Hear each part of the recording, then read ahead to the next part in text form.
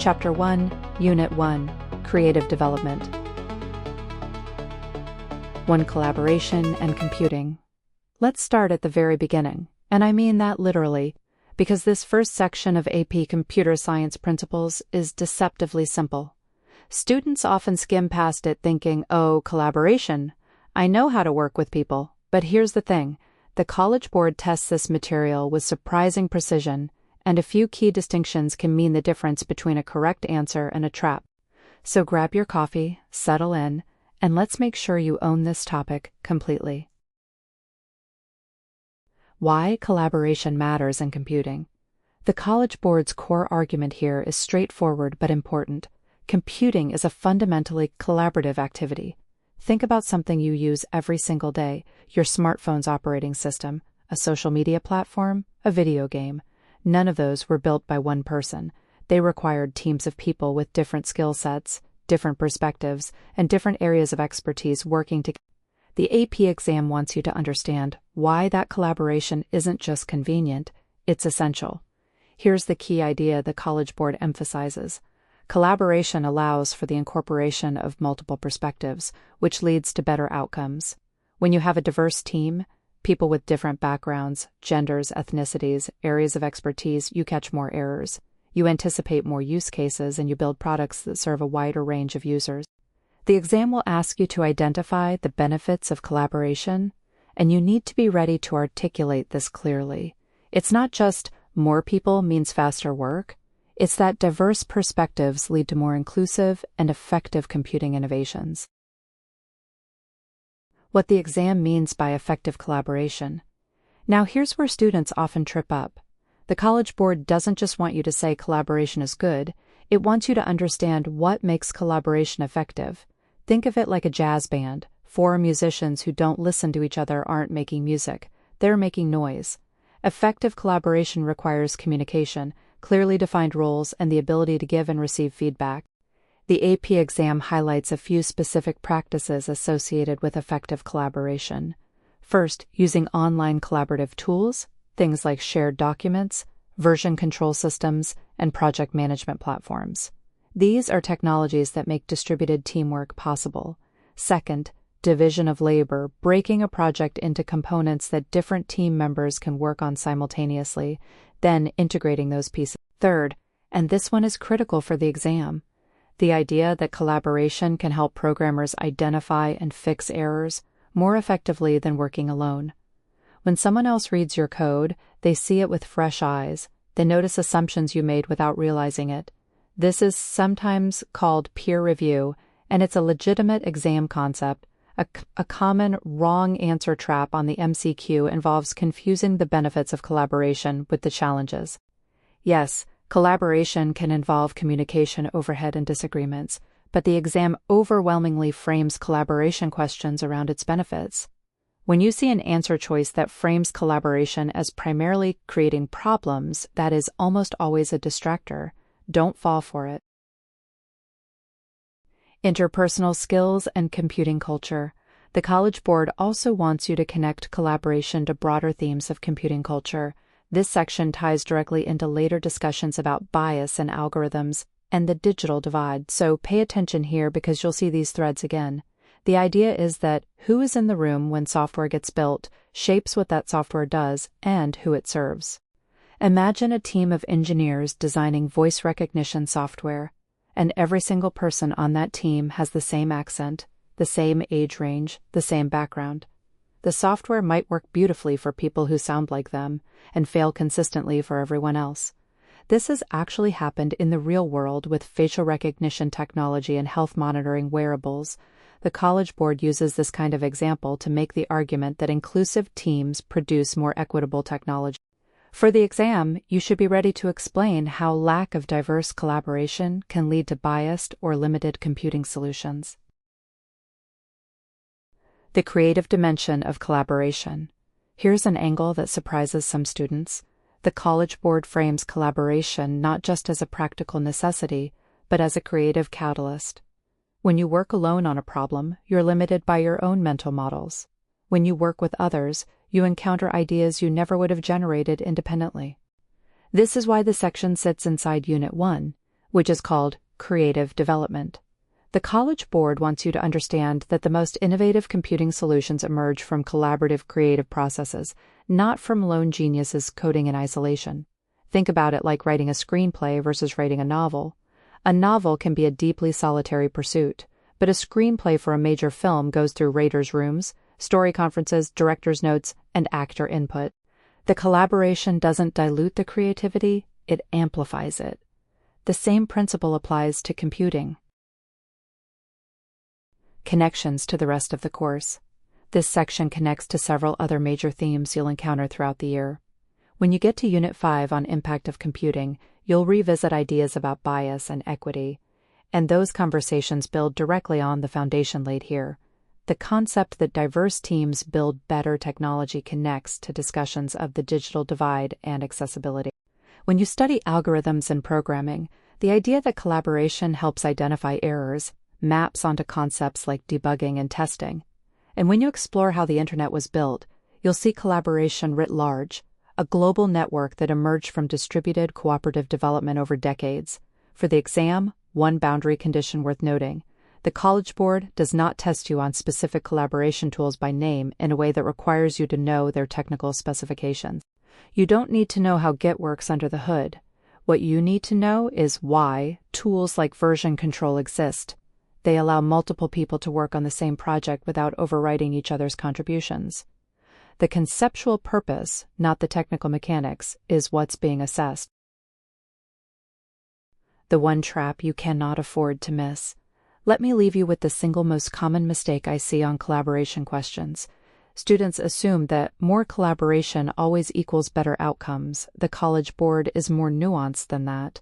What it tests is that thoughtful, inclusive, well-structured collaboration leads to better outcomes. A poorly managed collaboration, one without clear communication or defined roles, can still produce a flawed product. So when you see an MCQ that presents collaboration as a magic solution regardless of how it's implemented, pump the brakes and read carefully.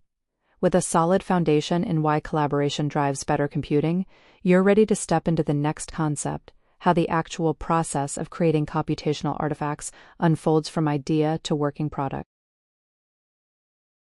1.2 Program, Function, and Purpose. Let's start with a question that sounds almost too simple. Why do programs exist? It seems obvious, right? But on the AP exam, College Board is going to probe exactly that question in ways that trip up students who haven't thought carefully about the distinction between what a program does and why it was built. Getting comfortable with that distinction is the heart of this section, so let's dig in. What is a program? Really, think of a program as a recipe. A recipe has two things: a set of steps, the instructions, and a goal, say a chocolate cake. The function of the recipe is the process: creaming butter, folding in flour, setting the timer. The purpose is the cake itself, the reason someone sat down to write those instructions in the first place. College Board makes this same distinction for programs. The function of a program describes what the program actually does when it runs: the behaviors, the outputs, the computations it performs. The purpose of a program describes the problem it was created to solve or the goal it was designed to achieve for its users. Here's why this matters on the exam. A question might describe a program and ask you to identify its purpose versus its function, and students who haven't internalized the difference will confuse the two. The function is observable. You run the program, you watch it work. The purpose is intentional. It lives in the mind of the creator and the needs of the user. A navigation app's function is to calculate routes using GPS coordinates and mapping data. Its purpose is to help people get where they're going without getting lost. Same program, two different lenses. Programs solve problems. College Board wants you to understand that programs are developed in response to human needs and interests. This connects directly to the big picture theme running through the entire course. Computing is a human activity, shaped by human goals. Programs can serve an enormous range of purposes. They can automate tedious tasks. Think of a spreadsheet that calculates your grade automatically. They can solve scientific problems, climate modeling software. They can connect people, social media platforms, or they can entertain video games. The AP exam often presents you with a novel program you've never seen before and asks you to reason about its purpose from context clues in the description. So practice reading program descriptions and asking yourself, what problem does this solve for whom? One common MCQ trap here is confusing the program's output with its purpose. A weather app outputs temperature data, that's its function. Its purpose is to help people plan their day. The output is a means to the purpose, not the purpose itself. Watch for answer choices that describe outputs and try to pass them off as purposes. They're seductive because outputs feel concrete and easy to point to, but they're not the full story. Collaboration and the development process. Here's something College Board emphasizes that students sometimes underestimate. Great programs are almost never built by one person working alone. The development of programs often involves collaboration. Teams of programmers, designers, domain experts, and end users all contributing their perspectives. Think about how a medical record system gets built. You need software engineers who understand databases, doctors who understand clinical workflows, and patients who can articulate what information they actually need to see. Without all those voices, the program might function correctly but still fail its purpose. For the exam, you should know that investigating and reflecting on the program's purpose is an ongoing part of development, not just something you think about at the start. Developers iterate, they build, test, gather feedback, and revise. And at each stage, they're checking whether what they've built still serves the purpose they set out to address. This iterative process connects directly to what you'll study in greater depth in Section 1.3 on program design and development, so keep this idea in the back of your mind. Programs express ideas and have unintended effects. Here's a nuance that College Board loves to test, and that students often overlook. Programs can have effects, both intended and unintended, that go beyond their original purpose. Think about a social media recommendation algorithm. Its designed purpose might be to keep users engaged by showing them content they enjoy, but an unintended effect might be that it creates echo chambers, reinforcing existing beliefs and limiting exposure to diverse perspectives. The program does exactly what its creators designed it to do, and yet it produces outcomes nobody intended. This idea surfaces in AP exam questions about the societal impacts of computing, which you'll explore heavily in Unit 5. But it's rooted right here in Unit 1. You need to establish early that programs don't exist in a vacuum. They interact with real people in complex social systems, and their effects radiate outward in ways that developers must try to anticipate and take responsibility for. On the exam, if you see a scenario describing a program producing unexpected results, either good or bad, remember that this isn't necessarily a bug in the code. Sometimes it's an emergent consequence of a working program operating in a complicated world. Inputs, outputs, and behavior. For the technical side of this section, you need to be precise about program behavior. A program responds to inputs, data it receives from users, sensors, files, or other programs, and produces outputs, results, displays, actions, or data sent elsewhere. The relationship between inputs and outputs defines the program's functional behavior.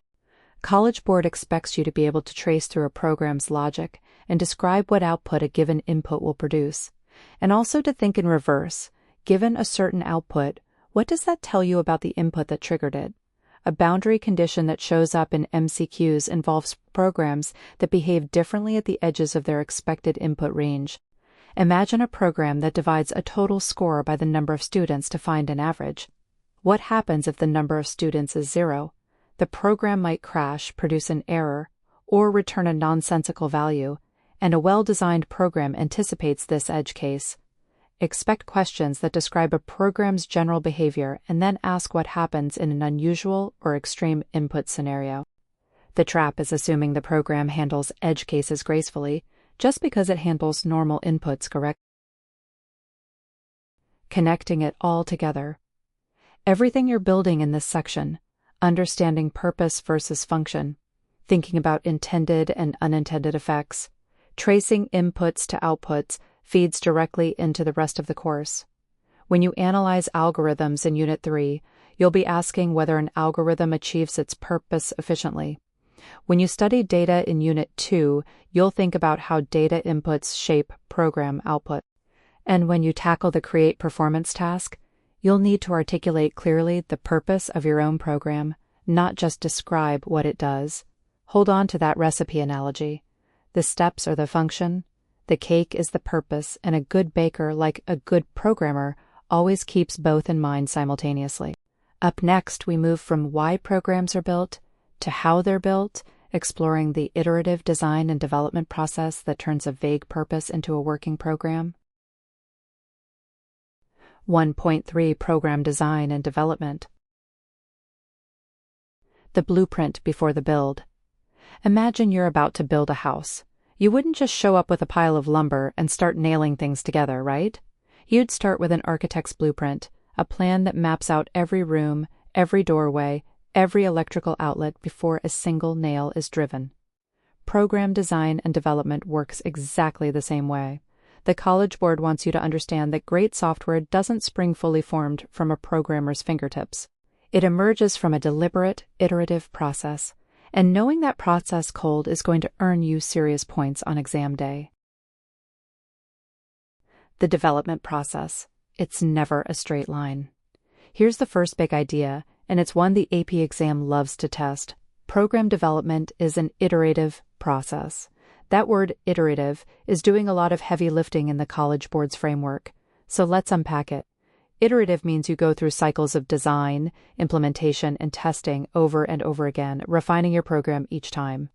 Think of it like editing a college essay.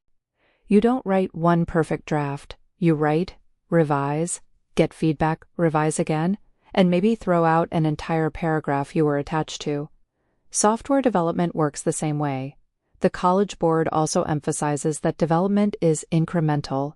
You build the program in pieces, adding functionality step by step, rather than trying to create everything at once. The common exam trap here is confusing iterative with incremental. They're related but distinct. Iterative refers to the cycle of repeated refinement. Incremental refers to building in small, addable chunks.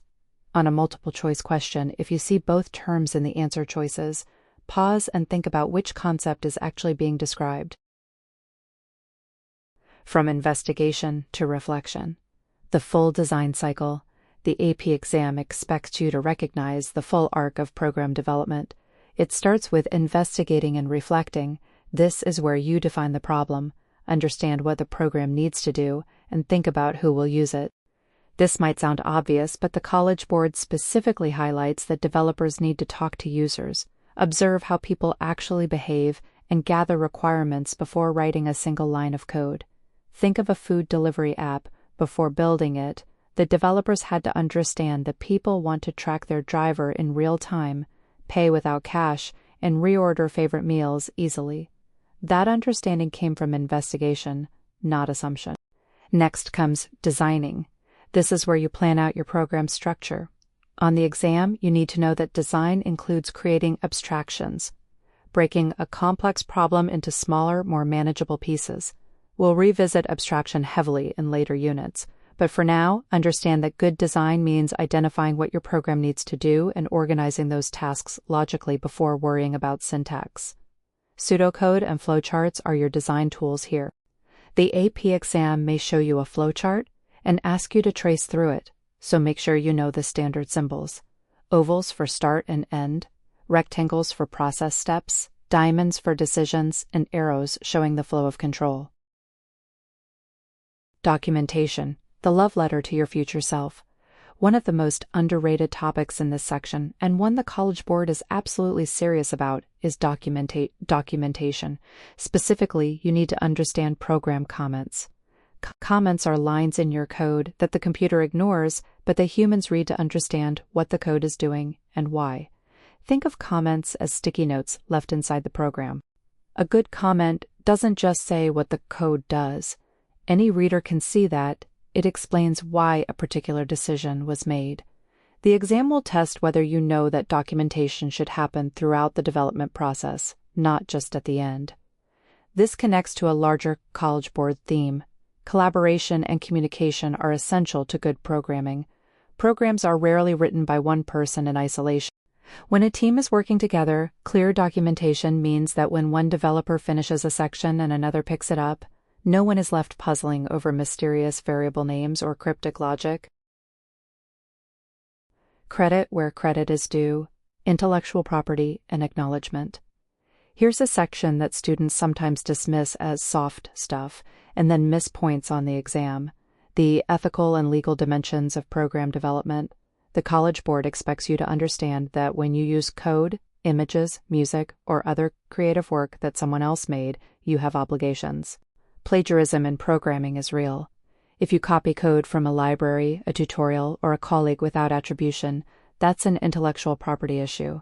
The exam will test your understanding of open source software, programs whose source code is publicly available for others to use, modify, and distribute, versus proprietary software where the code is kept private. Creative Commons licenses are another concept to know. These are legal tools that creators use to specify how others may use their work. A common MCQ scenario will describe a developer using someone else's code or media and ask you to identify whether they're handling it appropriately. The key question is always, does the original creator's license permit this use and has proper credit been given?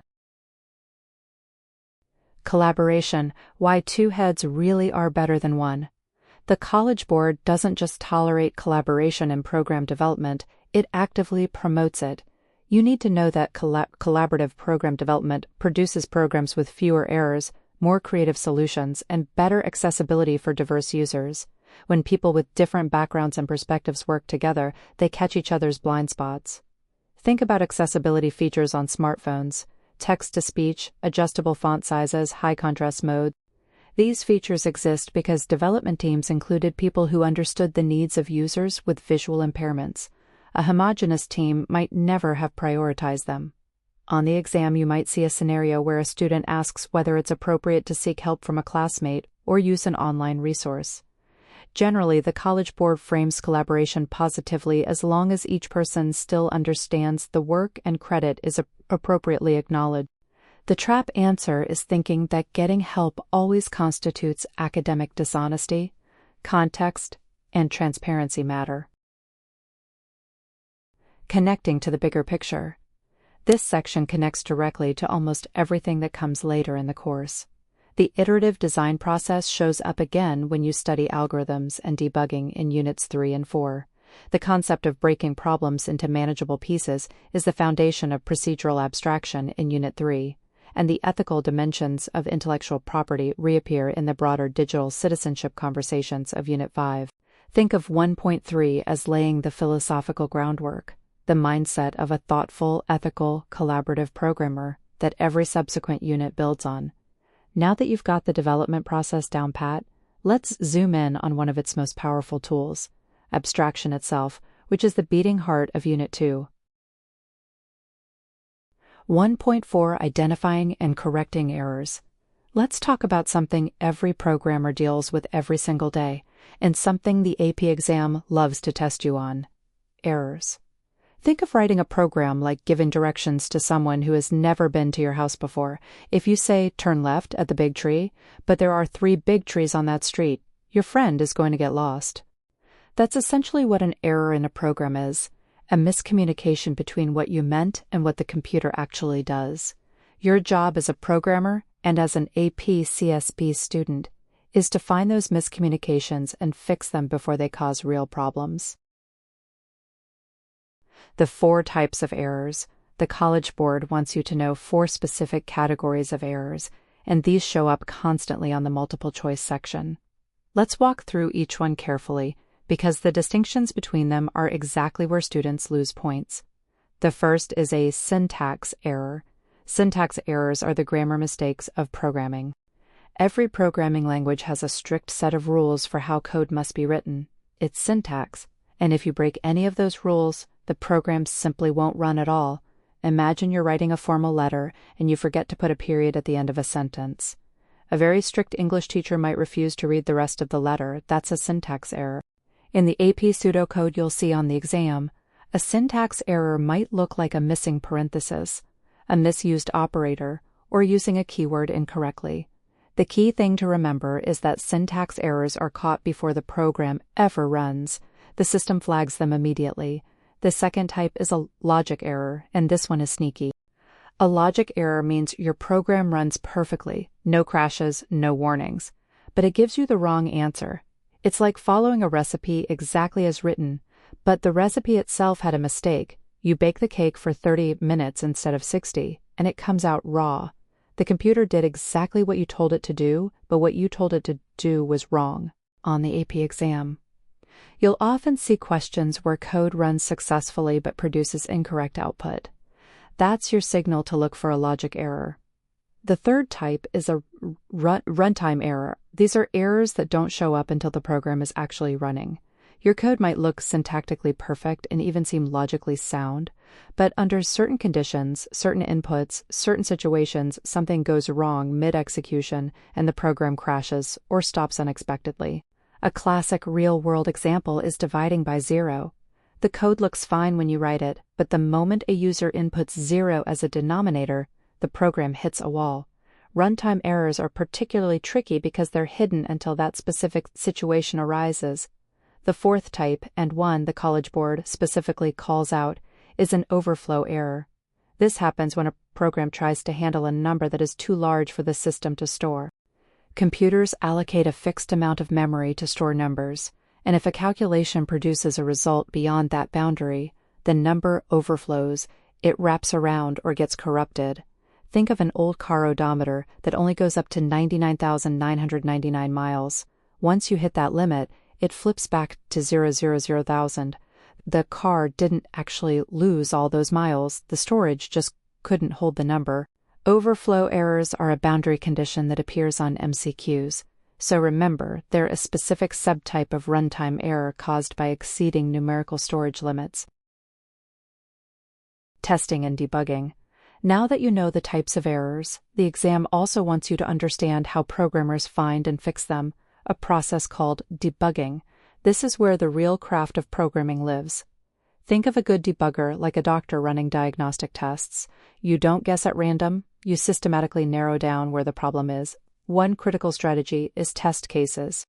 A test case is a specific input you give to a program along with the expected output you should get back. If the program produces something different, you know there's an error somewhere. The AP exam will sometimes give you code and ask you to identify which test case would reveal a bug, or it might ask whether a given set of test cases is sufficient to catch all possible errors. Here's a trap students fall into constantly. One passing test case does not mean the program is correct. A program might work perfectly for the input 5 but crash completely for the input 0, or produce the wrong result for negative numbers. You need to think about edge cases, the boundaries and unusual values, not just the comfortable middle ground inputs. Speaking of edge cases, the AP exam loves to test whether you're thinking about the extremes. If a program is supposed to work for all integers, have you tested it with 0, with a very large number, with a negative number? These boundary conditions are where logic errors and runtime errors tend to hide, and College Board question writers know this. Another important concept is hand tracing, which means manually stepping through your code line by line, keeping track of variable values as you go as if you were the computer. This is an incredibly powerful debugging tool, and it's also exactly what you need to do to answer many AP exam questions. When a question shows you a block of pseudocode and asks what the output is, you're being asked to hand trace. Practice doing this slowly and carefully. Rushing through it is the single biggest source of wrong answers on those questions. Connections to other units. Understanding errors doesn't exist in isolation. It weaves through everything else in this course. When you study algorithms in Unit 3, you'll need to evaluate whether an algorithm is correct, which means checking for logic errors in its design. When you explore programs with user input in Unit 2, runtime errors become especially relevant because user input is unpredictable. And when you get to the create performance task, you'll be asked to describe your development and testing process. Being able to articulate how you found and fixed errors is a real scoring opportunity on that rubric. The big conceptual takeaway here is this: errors are not signs of failure.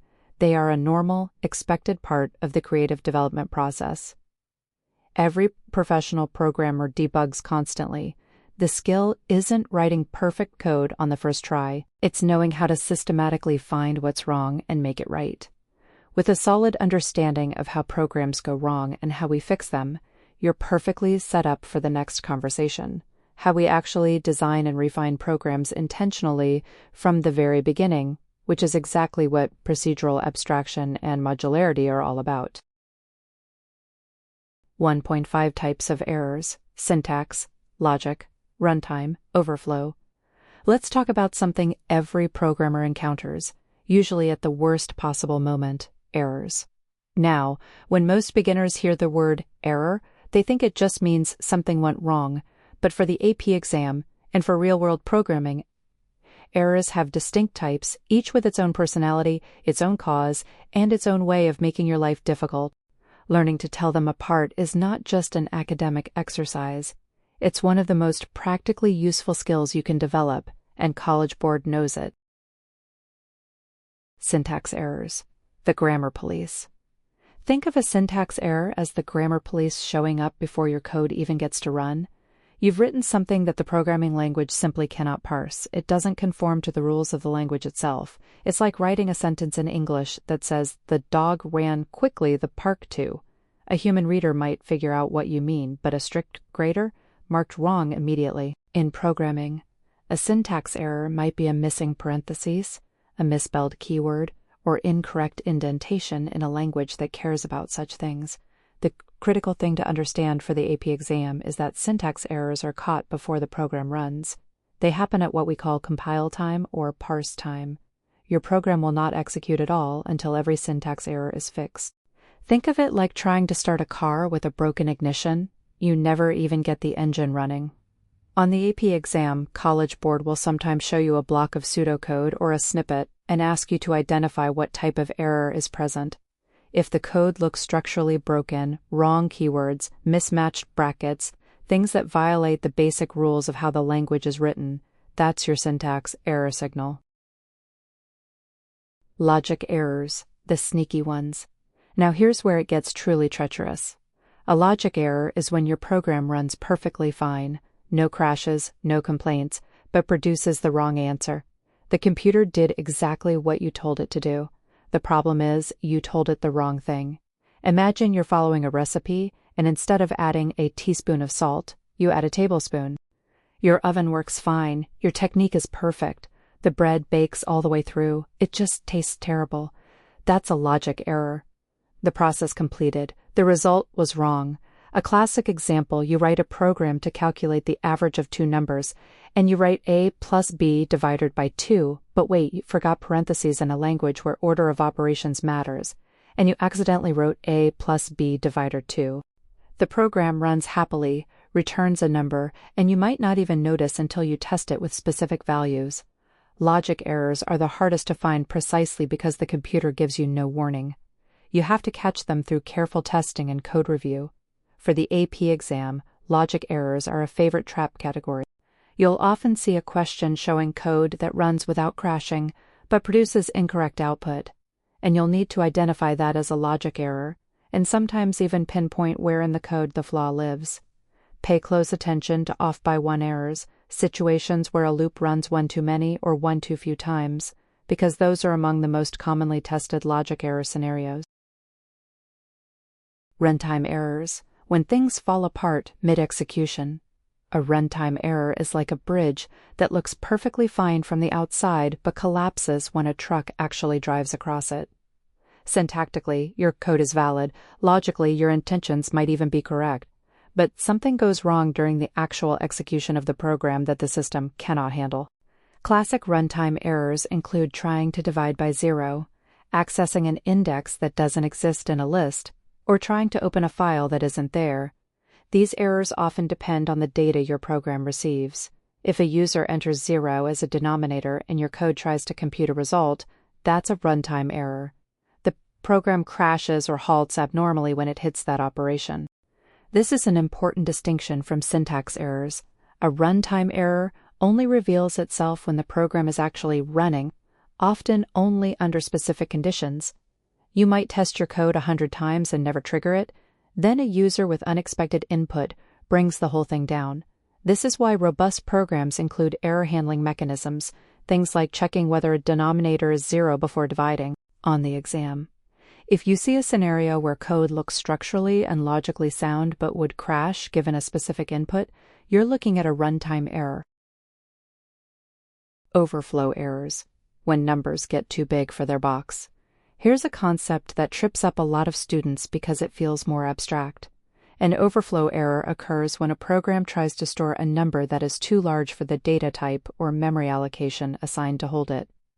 Every variable in a computer program has a finite amount of memory devoted to it, and that memory can only represent numbers within a certain range. Imagine you have a gauge that only goes up to 999. If the true value you're trying to represent is 1000, the gauge wraps around to 00, or it just breaks. That's overflow. In binary computing terms, when you exceed the maximum value a fixed number of bits can represent, the result wraps around or produces an incorrect value entirely. A common real-world example is the Y2K problem, where systems stored years using only 2 digits, making the year 2000 indistinguishable from 1900. That's an overflow-adjacent problem born from insufficient storage. For the AP exam, you need to understand that overflow is a hardware and data representation problem, not a coding syntax problem. College Board may test this in connection with Unit 2 topics about binary numbers and data representation, because once you understand that an 8-bit unsigned integer can only hold values from 0 to 255, you understand immediately why trying to store 256 causes an overflow. Keeping them straight on exam day. The most common trap on multiple choice questions is confusing logic errors and runtime errors. Remember, a logic error runs without crashing, but gives wrong output. A runtime error crashes or halts during execution due to an invalid operation. Another trap is assuming all errors happen at runtime. Syntax errors are caught before execution even begins. And overflow is its own category, grounded in memory and data representation limits, not programming mistakes in the traditional sense. These 4 error types connect across the course. Logic errors tie directly into Unit 2's work on algorithms and testing. Runtime errors resurface when you study conditionals and data validation, and overflow loops back to binary representation in Unit 2 as well. Mastering the distinctions here gives you a foundation that pays dividends throughout the entire exam. With a firm handle on the kinds of mistakes programs can make and how to spot them, you're ready to move into the next layer of creative development, where we explore how programmers deliberately design and test their work to minimize those errors from the very start. 1.6 Iterative Development and Testing Strategies. The big idea: why you never get it right the first time. Here's something every experienced programmer knows that beginners often resist accepting. Nobody writes perfect code on the first try. Not you, not your teacher, not the engineers at Google. The entire discipline of software development has evolved around this truth, and the College Board built it right into the AP CSP curriculum because understanding how to develop iteratively is just as important as understanding what to code. So let's talk about what iterative development really means, why it matters for your exam, and just as importantly, how to recognize it when the AP exam puts it in front of you in disguise. Think of building a program the way a sculptor works with clay, not the way you might imagine carving marble. A marble sculptor has to get it right because every chip is permanent, but a clay sculptor can push, reshape, add material, and step back to evaluate. That push, evaluate, reshape cycle, that's iterative development in a nutshell. The College Board defines iterative development as a process in which a program is developed in repeated cycles, where each cycle involves designing, implementing, testing, and refining the program based on the results of that testing. Notice that the process doesn't end when the code runs. It ends when the program reliably does what it's supposed to do. The development cycle, what each stage actually means. The College Board expects you to understand the iterative cycle as a sequence of distinct stages, even though in real practice they blur together. You start with investigation and reflection, asking what problem you're solving and what your program actually needs to do. Then comes design, where you plan the logic, sometimes using tools like pseudocode or flowcharts. Next is implementation, where you write the actual code. After that comes testing, where you check whether the code does what you intended. And crucially, after testing, you go back. You reflect on what you found and begin the cycle again. This is the loop that gives iterative development its name. Here's where a lot of students stumble on the exam. They assume that testing only happens at the end. That's a trap. In the iterative model, testing happens throughout the entire process. The AP exam will present scenarios where a programmer tests after every small addition to the code, and you need to recognize that this is not only valid, it's the recommended approach. Testing incrementally means that when something breaks, you know exactly which piece caused the problem. Think about it like cooking a new recipe. If you taste as you go, you catch the moment you added too much salt. If you wait until the dish is fully plated to taste it, good luck figuring out where things went wrong. Debugging, the art of finding and fixing errors. Closely tied to testing is debugging, and the AP exam expects you to understand it as a deliberate, methodical process, not just randomly changing things and hoping for the best. There are two categories of errors you absolutely need to know. A syntax error is a mistake in the structure of the code. You wrote something the program can't even interpret, like a grammatical mistake in a sentence. A logic error is subtler. The code runs without crashing, but it produces the wrong result. Logic errors are the sneaky ones because the computer doesn't tell you something is wrong, it just cheerfully gives you bad output. On multiple choice questions, you'll often see a piece of pseudocode that runs, but produces incorrect results and be asked to identify the error type. Always ask yourself, would this code fail to run at all? Or would it run but give a wrong answer? If it runs with a wrong answer, that's a logic error, every time. This distinction appears repeatedly on the exam, and mixing them up is one of the most common wrong answer choices you'll encounter. Testing strategies, expected versus unexpected inputs. The AP exam is particularly focused on how you test a program, not just whether you test it. You need to understand the difference between expected cases, inputs you design the program to handle normally, and what the College Board sometimes frames as boundary or edge cases, which are inputs at the extreme limits of what's possible. If you write a program that accepts ages, testing with 25 is an expected case, testing with 0, testing with -1, and testing with 150 are edge cases. The exam loves to present scenarios where a student only tests expected inputs and misses a bug that only appears at the boundaries. A classic MCQ trap goes like this. A student writes a program, tests it with 5 typical inputs, gets correct results, and concludes the program is correct. The question then asks whether this is sufficient testing. The answer is almost always no, because testing with expected inputs doesn't guarantee behavior on unexpected or edge case inputs. You need to test both. And the exam rewards students who articulate that distinction clearly in free response questions as well.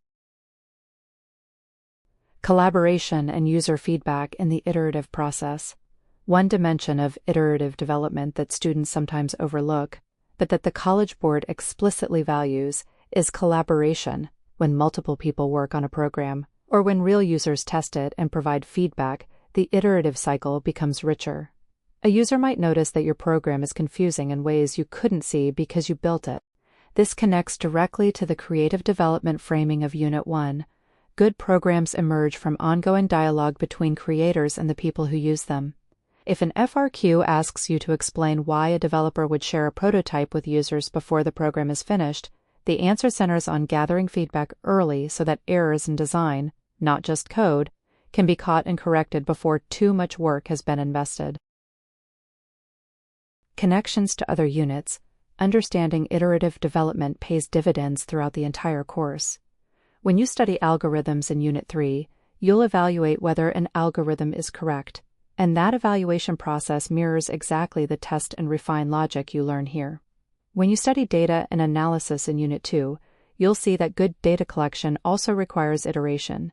You gather data, analyze it, discover what's missing, and refine your approach. The Create Performance task, which is a significant part of your AP score, is itself an iterative artifact. You're expected to demonstrate that your program went through refinement, not that it emerged fully formed. Reviewers specifically look for evidence of testing and revision, so the vocabulary and mindset of this section applies directly to your grade. The bottom line is this: great programmers aren't people who never make mistakes. They're people who have excellent systems for finding and fixing mistakes quickly. Master that mindset, and you've mastered one of the most human things about computing. With this foundation in how programs are built and refined, you're ready to move into Unit 2, where we shift from the process of creating programs to the substance of what they work with, data and its many forms. 1.7 Documentation and Comments in Code. Let's talk about something that every professional programmer lives by, but students often treat as optional homework credit: documentation and comments in code. Think of it this way. Imagine you're a surgeon, and you perform a complex operation, but you write absolutely nothing in the patient's chart afterward. 6 months later, a different doctor needs to understand what happened. That's a patient safety crisis. In programming, undocumented code creates the same kind of chaos. Documentation isn't busy work, it's professional communication, and the College Board wants you to understand exactly why it matters, what it looks like, and how it connects to the bigger picture of creative development. What documentation actually means. When the AP exam talks about documentation, it's referring to any written explanation that helps a human being understand code, what it does, why it exists, and how to use it. This includes comments written directly inside the code, but also broader descriptions of a program's purpose and behavior. The College Board frames documentation as part of the iterative development process, which you encountered back in Section 1.4. Here's the key conceptual connection. Documentation isn't something you add after a program is finished, like slapping a label on a package. Ideally, documentation grows alongside the code itself, and it reflects the programmer's thinking at every stage. The AP exam distinguishes between 2 layers of documentation. First, there's the program-level description, a high-level explanation of what the entire program is designed to do. This is like the back cover of a novel. It tells you the big picture before you dive into the details. Second, there are procedure-level comments, which explain what a specific function or procedure does, what inputs it expects, and what output it produces. Think of these as the footnotes and chapter summaries that help you navigate the book. Comments, the mechanics you need to know. In the AP pseudocode that College Board uses on the exam, comments are written with a double / 2 slashes like this. Everything after those 2 slashes on that line is treated as a comment by the program. It is not executed. It is purely for the human reader. This is one of the most straightforward facts on the exam, but it still trips people up because the wrong answer choices on MCQs will sometimes suggest that a comment changes program behavior, or that it contains runnable logic. It doesn't. A comment is invisible to the computer and completely visible to the programmer. That distinction is absolute.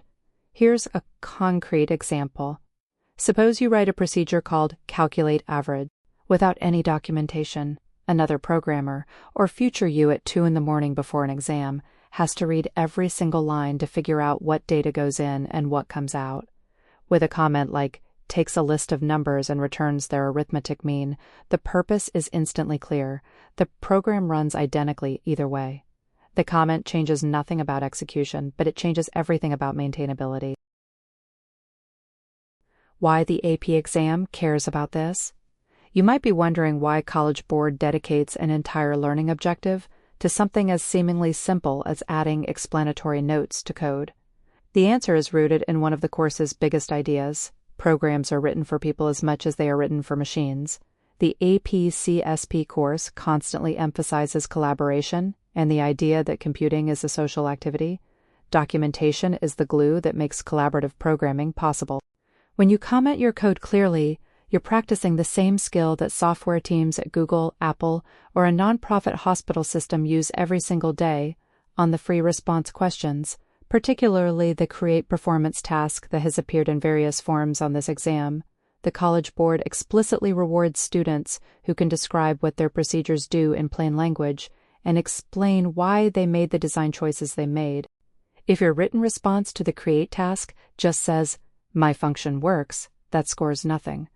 But if you explain the purpose of the function, what parameters it accepts, and what the function returns or accomplishes, you're hitting multiple scoring criteria at once. This is documentation in action, and recognizing that connection between in-code comments and the written response prompts is a powerful study insight. Common misconceptions and MCQ traps. Let's address the traps directly, because the AP exam is crafted to catch fuzzy thinking. The most common misconception is that more comments always mean better documentation. That's false. A comment that just restates what the code already says clearly adds no value. If you write x equals x plus 1 and then comment --adds 1 to x, you haven't documented anything. You've just repeated yourself in English. Meaningful documentation explains the why and the what, especially when the code itself doesn't make that obvious. Another trap involves the scope of comments. On a multiple-choice question, you might see a scenario where a student adds a comment to a procedure, but the question asks what effect that has on the program's output. The answer is always none. Comments have zero effect on what a program outputs, how fast it runs, or whether it compiles. If an answer choice suggests that a comment fixes a bug or changes a variable, it is wrong, full stop. A third trap involves the relationship between documentation and correctness. Documented code is not necessarily correct code. You can write a beautifully commented function that still produces the wrong answer. The AP exam will occasionally present a scenario where code has excellent comments but contains a logical error, and you need to separate what the comment claims the code does from what the code actually does. Read the code, not just the comments. Connections to the rest of the course. Documentation connects outward to nearly every other unit in this course. In Unit 2, when you're analyzing algorithms and procedures, the ability to read and interpret documented code is essential. Comments give you the context to understand what a procedure is supposed to accomplish before you trace through it, line by line. In Unit 5, where you explore the impacts of computing, the concept of open-source software depends fundamentally on documentation. If your code is publicly shared but incomprehensible, it's not truly accessible to the community. And in the context of debugging, which weaves through the entire course, good comments help you isolate where a program's behavior diverges from its intended purpose, because the comment tells you what the programmer meant to do. Think of documentation as the breadcrumb trail a programmer leaves for their future self, and for every collaborator who comes after them. It's professional courtesy encoded into the craft. The student who internalizes this lesson doesn't just score better on AP exam questions about comments. They develop a habit of mind that makes them a better programmer in every context. With a solid grasp of how documentation makes code human-readable and collaboration-ready, you're perfectly set up to move into the next section, where we'll explore how programs actually process and manipulate data, the variables, data types, and assignments that form the raw building blocks of every algorithm you'll write or analyze on exam day. 1.8. The development process: investigation, reflection, and design. Imagine you're about to build something, anything. Maybe it's a piece of furniture, a birthday cake, or a mobile app. You wouldn't just grab random materials and start hammering, right? You'd think first. You'd ask questions. You'd look at what already exists, sketch some ideas, and maybe get feedback from whoever's going to use the thing. That's essentially what this section is all about. The deliberate, iterative process that good computing developers follow before they ever write a single line of code. The College Board wants you to understand not just what developers do, but why each phase matters, and that understanding shows up on both the multiple choice and free response sections of the AP exam. The iterative development process. The AP exam treats software development as fundamentally iterative, meaning it loops back on itself. This is the single most important conceptual framing for this entire section. Development isn't a straight line from idea to finished product. It's a cycle of investigation, design, prototyping, testing, and reflection, repeated over and over. College Board specifically contrasts this with a linear or waterfall model, where you complete one phase entirely before moving to the next. On the exam, If you see an answer choice suggesting that developers finish all planning before any coding begins, that's almost certainly a trap. Real development, especially in computing, zigzags. Think of it like writing a college essay. You draft, you get feedback, you revise, you get more feedback, you revise again. You might even scrap a whole paragraph and rethink your approach midway through. Software development works the same way, and the College Board wants you to recognize this as a strength, not a flaw. Investigation. Understanding the problem. The first major phase is investigation, which is all about understanding the problem before attempting to solve it. This involves researching what already exists, interviewing potential users, and identifying constraints. On the AP exam, this phase is closely tied to the concept of user needs, a term College Board uses very deliberately. Developers must understand who will use the program, what those users actually need, which is often different from what they say they want, and what limitations exist in terms of time, hardware, or resources. Here's a real-world analogy that sticks. Imagine a city planner asked to improve foot traffic through a park. A lazy planner draws up expensive new paths based on their own intuition. A smart planner first walks through the park, watches where people actually walk, notices the worn shortcuts cut through the grass, and then designs the paved paths to match real behavior. That observation phase, that's investigation. In computing, this might mean surveying users, studying existing software, or analyzing data about how people currently solve a problem without technology. A common MCQ trap here is confusing investigation with testing. Investigation happens before you build, testing happens after. You have something built. Don't let the exam blur that line for you. Design. Translating ideas into plans. Once you understand the problem, you move into design, which is about translating what you've learned into a plan for your program. College Board emphasizes that design involves making decisions about program behavior, user interface, data storage, and the overall structure of the solution. This is where developers might create wireframes, rough visual sketches of what a program's interface will look like, or write pseudocode to outline the logic before committing to a specific programming language. Pseudocode is worth pausing on because it connects directly to Unit 3, Algorithms and Programming. The AP exam expects you to read and write pseudocode, and the design phase is exactly where pseudocode is born. When you're designing, you're essentially writing pseudocode, describing the steps your program will take without worrying about syntax. This is also where you think about modularity, breaking a big problem into smaller, manageable pieces called procedures or functions. You'll see this concept again and again across the course, especially in Unit 3 and the Create Performance task. Reflection, learning, and improving. The phase that students most often underestimate is reflection. College Board treats reflection as an active, productive step, not just sitting back and thinking, that went okay. Reflection means systematically evaluating what worked, what didn't, and what you would do differently. It's the mechanism that makes iteration possible, because without honest reflection, you'd repeat the same mistakes in the next loop of the cycle. On the free response scoring rubric, particularly for the Create Performance task, reflection shows up explicitly. When you're asked to describe how you would revise your program, or what you would add if you had more time, that's a reflection prompt. Students who score lower often give vague answers like, I would make it better. Students who score 5 say something specific. I would add error handling for invalid user inputs because my testing revealed the program crashes when a user enters a letter instead of a number. Specificity is everything in reflection. Connecting collaboration to the process. You can't discuss the development process without connecting it to collaboration, which is the heart of Section 1.1 through 1.3 in this unit. The AP exam frequently reminds you that real software is built by teams, and that diverse teams, people with different perspectives, backgrounds, and expertise, produce better software and catch more errors.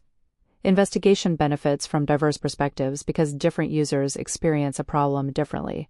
Design benefits from collaboration because multiple people catch logical gaps one person would miss. Reflection is richer when a whole team debrief rather than a solo developer. A sneaky MCQ trap involves confusing collaboration with compromise. Collaboration doesn't mean everyone agrees or that the best idea always wins by committee vote. It means leveraging diverse strengths. On the exam, look for answer choices that highlight why collaboration improves the development process, not just that it does. Edge cases and exam precision. One boundary condition that frequently appears in MCQs is the question of when the iterative cycle ends. The exam correct answer is that it ends when the program meets the user's needs and the constraints of the problem, not when the developer feels done and not after a fixed number of iterations. There's no magic number of loops required. This connects to the broader AP theme that computing solutions are evaluated based on whether they actually solve the intended problem for the intended users. Another distinction to keep sharp: development process is about how a program is built, while program purpose is about why it's built. These feel similar, but the exam treats them as meaningfully different categories. Purpose is established during investigation. Process is what carries you from purpose to product. Understanding how developers investigate, reflect, and design is the conceptual bedrock that makes everything else in this course feel purposeful. And as you move into Unit 2 and start thinking about how data is represented and stored, you'll see how those early design decisions shape every choice that follows. 1.9 User Interface and User Experience Considerations. Let's talk about something you interact with dozens of times every day without probably thinking much about it: the interfaces on your phone, your apps, your favorite websites. That moment when you open an app and everything just clicks. When you can find what you need without even really trying, that's not an accident. That's the result of intentional, thoughtful design. And for the AP exam, you need to understand exactly what's happening there, both conceptually and technically. The core distinction: UI versus UX. The College Board wants you to be crystal clear on two terms that students constantly conflate: user interface, UI, and user experience, UX. First, think of it this way. Imagine you're at a beautiful restaurant.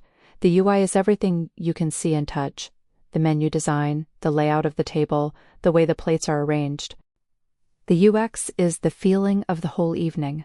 Was it easy to get a reservation?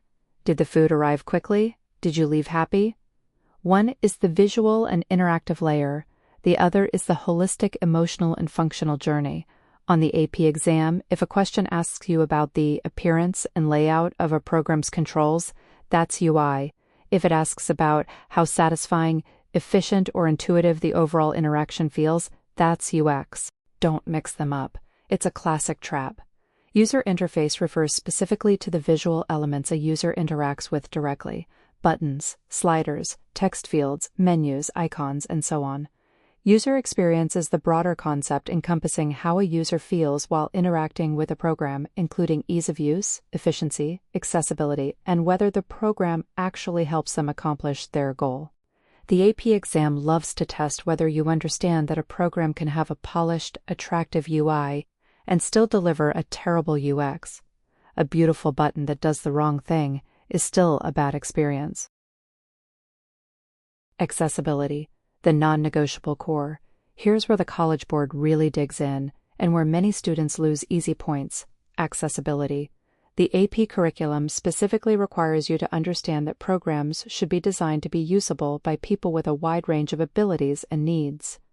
This isn't just a nice idea, it's a fundamental computing principle embedded directly in the course framework. Think about a website that relies entirely on color to convey information, like red means wrong and green means right. For a user with color blindness, that system completely breaks down. Good UI/UX design anticipates this. Accessibility features include things like screen reader compatibility for users with visual impairments, keyboard navigation for users who can't use a mouse, captions and transcripts for users with hearing impairments, and scalable text for users with low vision. The AP exam might present you with a scenario and ask you to identify which design choice improves accessibility. Know these categories cold. A common MCQ trap here is confusing accessibility with aesthetics. Making something look cleaner or more modern doesn't necessarily make it more accessible. The key question is always, does this change allow more people with more diverse needs to successfully use the program. If the answer is yes, it's an accessibility improvement. Usability and intuitive design. The AP framework also emphasizes usability, a concept that asks how effectively, efficiently, and satisfactorily a user can achieve their goal. A usable interface follows conventions users already understand. Why do almost all website navigation menus appear at the top of the page? Because users expect it there. Violating established conventions creates friction. It forces users to think harder, make more mistakes, and feel frustrated. You should be able to explain why design decisions that prioritize the user's mental model, their existing expectations about how something works, tend to produce better UX. For example, using a trash can icon for delete leverages a mental model most people already have. Creating a brand new, unfamiliar icon for the same action forces every user to learn your system from scratch. That's a UX cost, and the AP exam expects you to recognize it. Collaboration in the design process. Here's a connection many students miss. Section 1.9 ties directly back to earlier concepts in Unit 1 about collaborative and iterative development. Good UI/UX doesn't emerge fully formed from one designer's brain. It's developed through testing, feedback, and revision. The College Board wants you to understand that user feedback loops are a critical part of the computing process. Developers prototype, real users test it, feedback is gathered, and the design evolves. This is the same iterative mindset you saw in sections on program development. This also connects to Unit 5 concepts around the impact of computing, specifically how poorly designed interfaces can create barriers for underrepresented or underserved communities. When designers don't account for diverse users during development, the result is a product that excludes people. The AP exam may ask you to identify how a specific design flaw creates inequitable access, which links UI/UX directly to the broader social impacts of computing. What the AP exam actually tests here. Let me be direct about what you're likely to see on exam day. Multiple choice questions in this area tend to follow a pattern. You're given a description of a program or interface, and you're asked to identify which design change best addresses a specific problem, whether that's an accessibility issue, a usability problem, or a UX concern. The wrong answers usually sound reasonable but address the wrong category. They might improve visual appeal while doing nothing for accessibility, or fix one user group's experience while ignoring another. For a free response, if a question involves program design, you might be expected to justify a design decision in terms of user impact. Rubric points here typically reward responses that name a specific group of users, identify a specific barrier, and explain how a specific design choice removes that barrier. Vague answers like "it would be better for users" don't score. Precise answers like adding alt text to images allows users who rely on screen readers to access the same information as sighted users hit the rubric directly. One final edge case to watch. The AP exam sometimes presents a scenario where a design is optimized for one type of user but creates problems for another. Your job is to recognize the trade-off and evaluate it holistically. No design serves everyone perfectly. The goal is thoughtful consideration of the broadest possible range of users, with a solid understanding of how we design programs for human beings. With all their diversity of needs and expectations, you're ready to zoom in on how those programs actually behave and perform, which brings us right into examining how algorithms and programs are developed, tested, and refined in the units ahead. 1.0 Testing with test cases and expected versus actual outcomes. What testing actually is and why it matters. Imagine you just baked a cake for the first time. You followed the recipe carefully, pulled it out of the oven, and it looks great. But before you serve it to 30 guests, what do? You cut a small slice and taste it. That taste test is exactly what a programmer does when they run a test case. They're checking whether the thing they built actually does what it's supposed to do. Testing isn't an afterthought in computer science. It's a fundamental part of the creative development process, and the AP exam treats it that way. The College Board defines testing as the process of checking whether a program behaves as intended. But here's the nuance you need to lock in. Testing isn't just about finding errors. It's about comparing expected outcomes to actual outcomes, and using that comparison to make decisions about your program. That distinction, expected versus actual, is the heartbeat of this entire section. Expected versus actual outcomes. Let's say you write a procedure called Calculate Tax that's supposed to take a price and return 8% of that value. You call Calculate Tax 100 and you expect it to return 8. That's your expected outcome, what you, the programmer, predict the program will produce based on your understanding of what it should do. The actual outcome is what the program genuinely returns when you run it. If it returns 8, wonderful, the actual and expected match. If it returns 0.08 or 800, you've got a mismatch, and that mismatch is information. It tells you something in your logic went wrong. The AP exam loves to give you a short block of pseudocode and ask, what is the output of this program when given input X? You're essentially being asked to manually trace the code and determine the actual outcome. A common trap here is rushing through the trace and assuming the code works the way the programmer intended. Don't assume correctness. Follow the logic exactly as written, even if it seems wrong.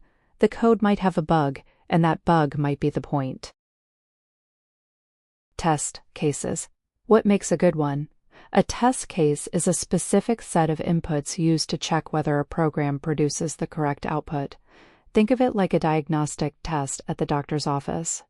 One blood test isn't enough to get a full picture of your health. The doctor runs a panel of tests, each targeting something different.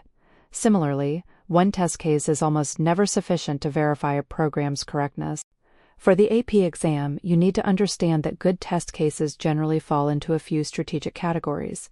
You want to test normal cases, the typical inputs a user might provide. You also want to test edge cases, which are inputs at the boundaries of what the program is designed to handle.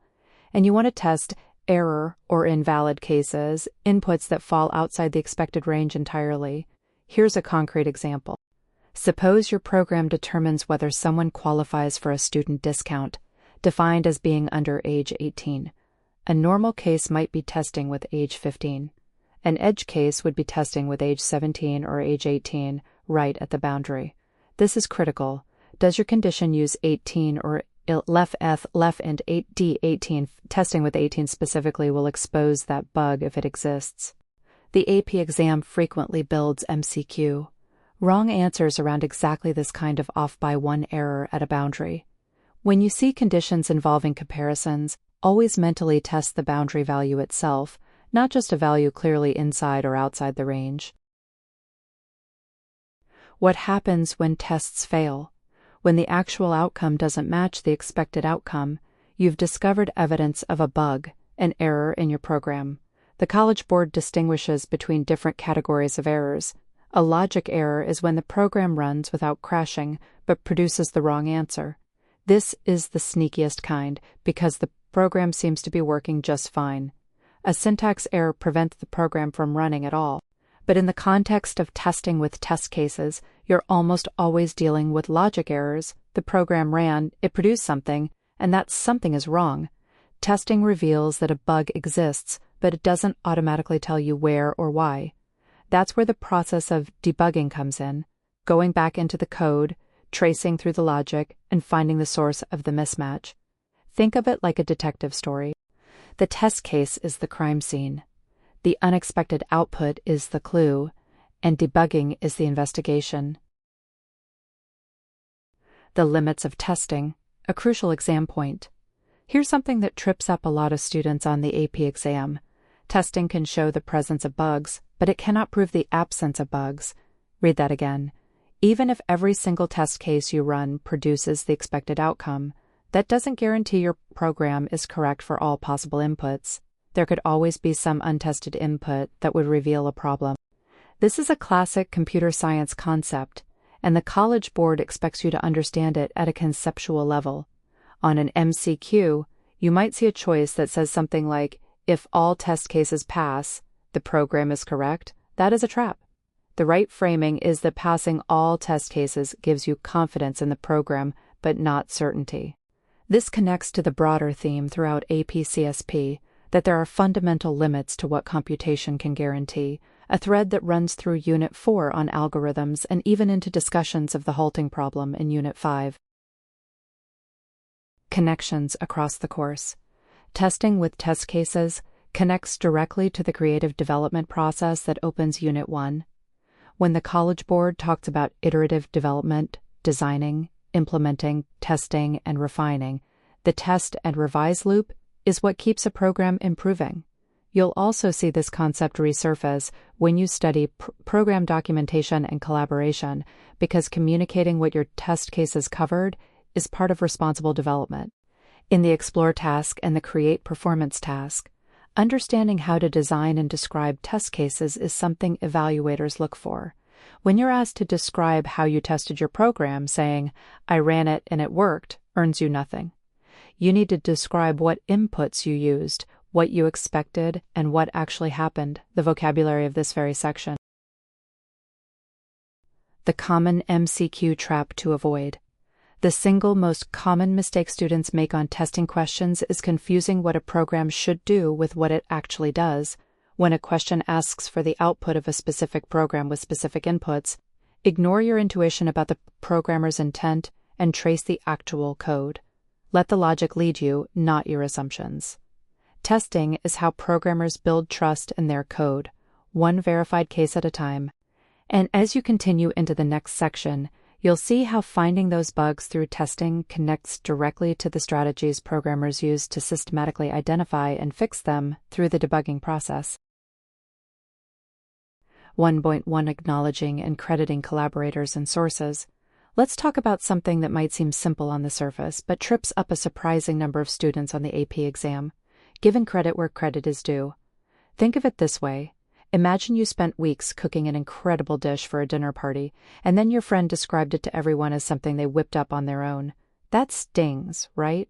The world of computing and creative development works the same way. When we build something, a program, an app, a website, a piece of research, we almost never do it completely alone, and acknowledging that isn't just good manners. According to College Board, it's a fundamental part of ethical computing practice. Why attribution matters in computing. Here's the big idea you need to hold on to. Computing is inherently collaborative. Even when you're sitting alone at your keyboard, you're standing on the shoulders of thousands of developers, researchers, and creators who built the tools, libraries, frameworks, and ideas you're using. College Board wants you to understand that responsible computing includes being transparent about whose work you've incorporated or been inspired by. This isn't just about avoiding plagiarism in an academic sense. It's about the culture of integrity that makes open collaboration possible in the first place. On the AP exam, this concept shows up in two distinct but related contexts. First, it appears in the context of the Create Performance task, where you're expected to acknowledge any code, algorithms, or ideas you didn't develop entirely on your own. Second, it shows up in multiple-choice questions testing your understanding of the principles behind attribution. Why we do it, what counts as needing attribution, and what the consequences are of failing to do so. What requires attribution? Let's get precise about what College Board expects you to attribute, because this is where students often miss exam points. You need to credit any code segment you didn't write yourself, any algorithm or process you based your work on that came from an external source, any creative assets like images, music, or video you incorporated into a project, and any ideas or approaches where you built directly on someone else's thinking. Even if you significantly modified something, if the foundation came from elsewhere, that source deserves acknowledgement. Here's a common trap on the multiple choice section. Students assume that if they change something enough, they no longer need to cite it. Wrong. The College Board's framework makes clear that modification doesn't erase the need for attribution. If you took an open-source sorting algorithm, renamed the variables, and tweaked a few lines, the original source still contributed meaningfully to your work. You still need to credit it. Another trap involves the phrase commonly known or general knowledge. Just like in traditional academic writing, if something is genuinely common knowledge in the computing world, say the basic structure of a for loop in Python, you don't need to cite a specific source for that. But the moment you're using a specific, identifiable piece of someone else's creative or intellectual work, citation becomes necessary. The edge case to watch: what's common knowledge is narrower than students tend to assume on the exam. When in doubt, College Board's guidance leans toward citing. How to acknowledge: the practical side. Now let's talk about the how, because the AP exam doesn't just test whether attribution is required, it also tests whether you understand what appropriate attribution looks like. For the Create Performance task specifically, you're expected to provide either inline comments within your code or a written list that identifies the origin of any code, libraries, or assets you use. This doesn't need to be an elaborate academic citation with every field formatted perfectly. What matters is that the information is present and that someone reading your program could trace the source. Think of it like a recipe you found online. You don't need to write a 5-page literature review of the recipe's history. You just need to say, "I adapted this from website name," so anyone who wants to verify or learn more can do so. College Board is looking for honest, clear acknowledgement, not a particular citation format. Collaborators versus sources. An important distinction. Here's a distinction the exam loves to test: the difference between acknowledging collaborators and citing external sources. A collaborator is someone you worked with directly, a classmate who helped you debug, a partner who wrote part of the code alongside you. A source is something external that you referenced: a tutorial, a library, a dataset. Both require acknowledgement, but they're conceptually different. For the Create Performance task, if you collaborated with someone on the program but you're submitting individually, you must acknowledge that collaboration. Here's the critical exam rule: the code and written responses you submit must reflect your own independent work. But if your program benefited from collaboration during development, that collaboration must be disclosed. Failing to disclose a collaborator when one exists is a form of academic dishonesty under College Board's framework, and it's also just the wrong thing to do.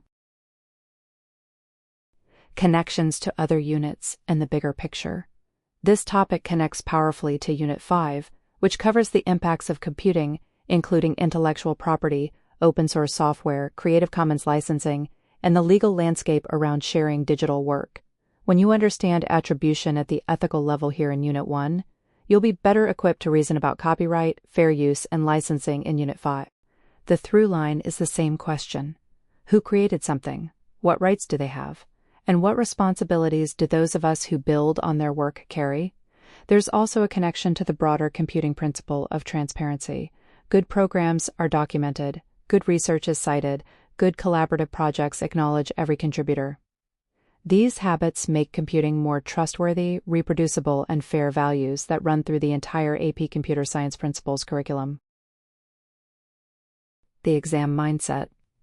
When you see a question on the exam about attribution, ask yourself, is this question really about the mechanics of citation, or is it about the underlying principle? College Board almost always cares more about the principle. The principle is this: use what others have created responsibly, give them credit, and be honest about the boundaries between your work and theirs. That's it. Dress it up in whatever scenario the exam throws at you, and that core idea will guide you to the right answer. One last thing to burn into your memory before moving on: omission is not innocence. Forgetting to cite something or deciding it wasn't worth mentioning carries the same ethical weight as deliberately hiding it. College Board's framework treats honest acknowledgement as a baseline expectation, not an optional add-on. With that foundation of ethical creative development firmly in place, let's move forward into the fascinating world of how programs actually store and manipulate information, which means it's time to dig into the building blocks of data representation.